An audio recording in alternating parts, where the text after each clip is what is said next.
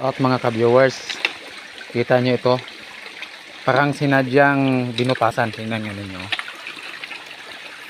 May mga usap-usapan na mayroong ibinaon dito na kayamanan. Yung kasama ko, inukay niya. Tingnan nga natin. Panoorin nyo hanggang dulo kung totoo ba na mayroong nakabaon dito na kayamanan. Tingnan nga natin kung ano ba talaga ang sa loob nito.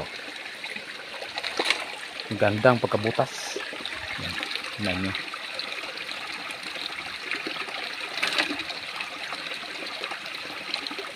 Iwan ko kung kalikasan ito, pero sa palagay ko sadyang binutasan. Baka mayroong totoong mayroong ibinaon doon sa ilalim.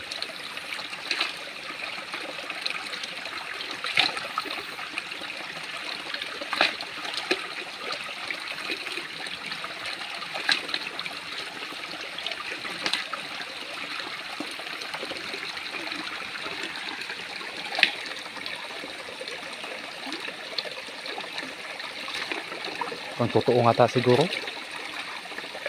parang mayroon nga talagang binaon dito.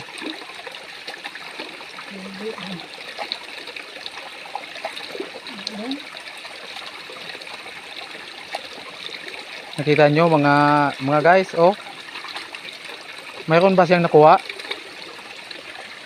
Sa palagay ko mayroon talaga. Hanggang dito na lang mga ka-viewers, magandang hapon.